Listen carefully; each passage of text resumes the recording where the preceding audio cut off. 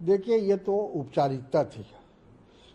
जो भी राजनीति से वाकिफ है बिहार की, वो अच्छी तरह से समझ रहे थे कि अगर महागठबंधन को बहुमत प्राप्त होगा, उनके ज़्यादा विधायक जीतेंगे, तो तेजस्वी यादव ही जो है वो मुख्यमंत्री बने।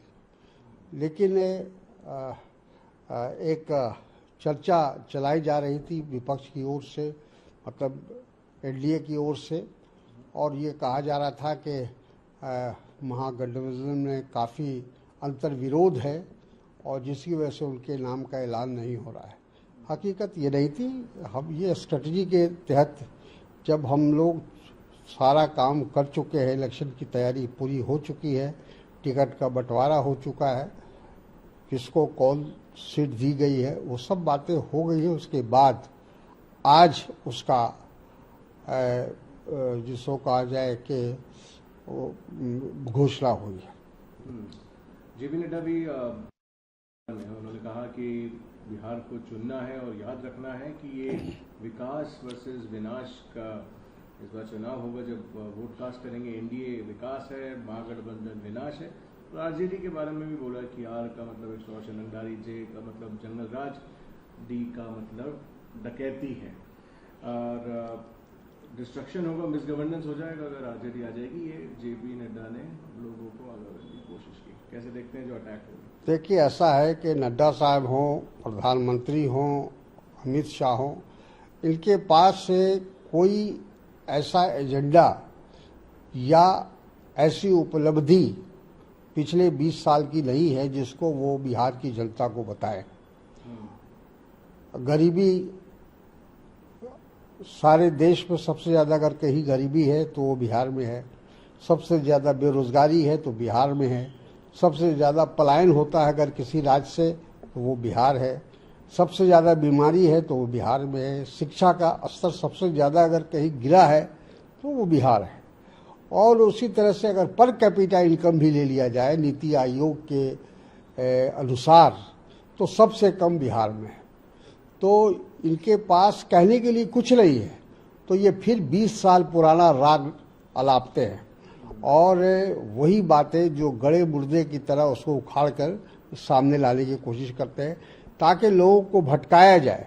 वो जान रहे हैं कि इस बार बिहार को जीतना बहुत मुश्किल है, इसलिए वो बिहार के लोगों को भ्रमित करने की कोशिश कर रहे हैं और 20 साल पुरानी कहानी सुनाते हैं। चिराग पासवान की बात कर लेते हैं। अब तो दिया है, उन्होंने कहा कि एनडीए के जितने एमएलए हैं वो नीतीश कुमार को ही मुख्यमंत्री के तौर पे चुनेंगे और उन्होंने बोला वही एक अभी विकल्प या ऑप्शन है।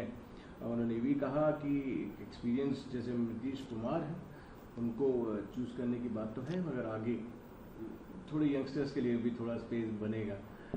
कैसे कैसे रीड करते हैं सर इस स्टेटमेंट को? नहीं, ये बात तो अमित शाह साफ करके गए हैं बिहार से अपने पिछले दौरे में कि अगले मुख्यमंत्री नीतीश कुमार नहीं होंगे, क्योंकि उन्होंने कह दिया है कि चुनाव के बाद जो विधायक जीत कर आएंगे और जो गठबंधन की पार्टियां जीत कर आएंगी वो आपस में बैठकर फैसला करेंगे कि हमारा मुख्यमंत्री कौन होगा।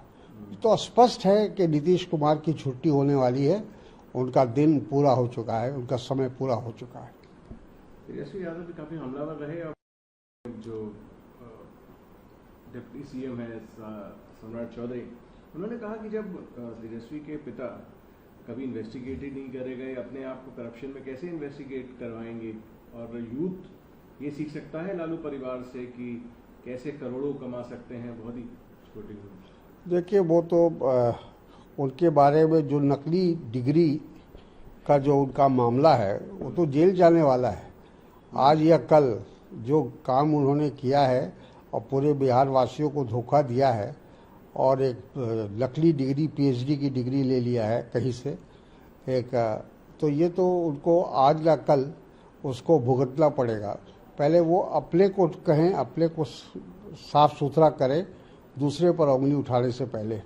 केंद्र में मंत्री हैं नित्यानंद राय और जो तेजस्वी ने बात रखी कि जिस तरीके से वेलफेयर स्कीम्स और बाकी चीज़ों के लिए भी उनकी सरकार जब भी आएगी वो फोकस करेगी, तो नित्यानंद राय ने कहा कि जो आदमी खुद करप्शन से सिनोनिमस है सिनोनिम है, उनके ऊपर करप्शन चार्जेस लगे हैं। अगर ये ऐसी चीज़ कहते हैं तो बड़ी शॉकिंग बात है, क्योंकि जो बिहार पीछे गया है वो उनके ही परिवार के कारण इतना पीछे गया है, और उन्होंने ही बस अपने पैसे कमाए।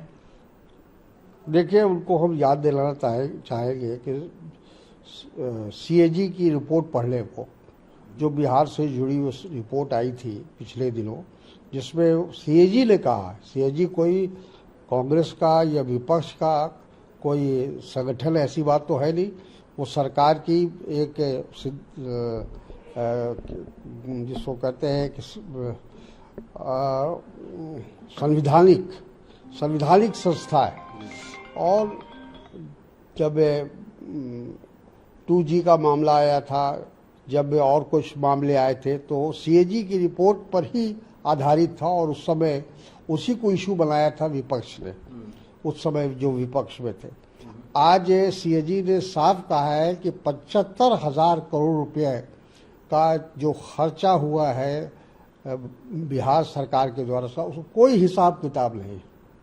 क्या ये करप्शन नहीं है? इसका जवाब देंगे? सर, एक और पार्टी है जो काफी टाइम जो सीएम फेस के अनाउंसमेंट पे कहा कि अगर लोग लालू यादव के जंगल राज को याद करेंगे और अगर उन्हें लगेगा कि तेजस्वी यादव चीफ मिनिस्टर बनेंगे तो लोग उस डर से भाजपा को वोट करेंगे, और अब तो दूसरा ऑल्टरनेटिव है उनकी खुद की पार्टी। इस बार जनता वो गलती नहीं करेगी और उनकी पार्टी को बनाए देने का या उसकी तरफ मत देने की बात ज्यादा होगी। इस आश्वासन स्वराज पार्टी भी बीजेपी के सुर में सुर मिला रही है, उससे कोई फर्क नहीं पड़ने वाला। देखिए, 20 साल का जो अनुभव है बिहार की जनता को, बिहार के नौजवानों को, बिहार की महिलाओं को, हर सेक्शन को, हर समुदाय को, वो लोग नीतीश सरकार से और डबल इंजन की सरकार से पूरी तरह से परेशान है, और किसी तरह से जल्द उससे छुटकारा चाहते हैं।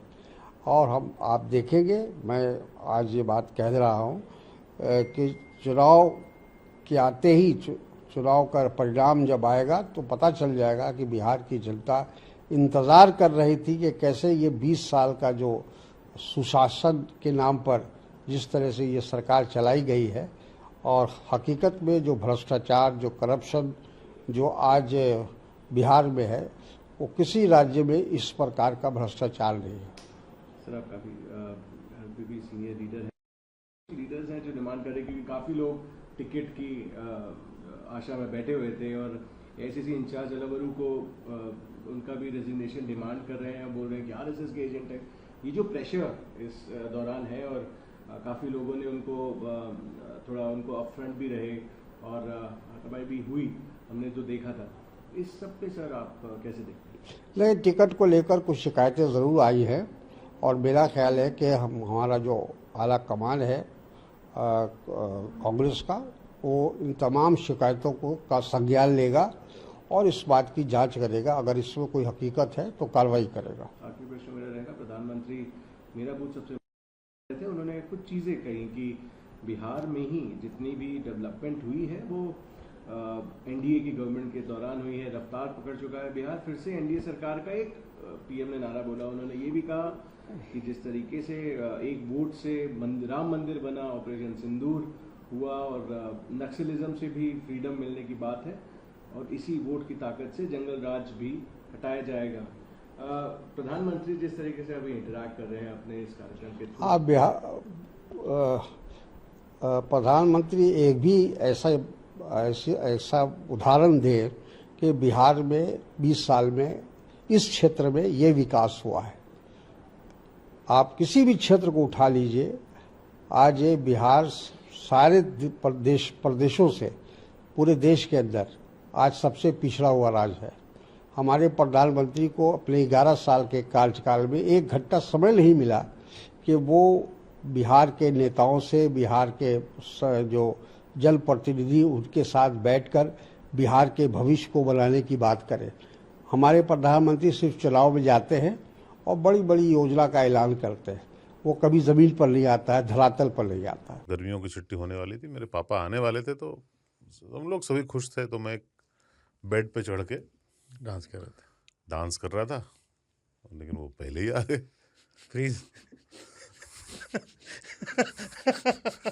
तो मैं उस समय तो कंटिन्यू नहीं कर सकता था ना, तो फ्रीज फ्रेम टाइप का हो गया। कसम पैदा कर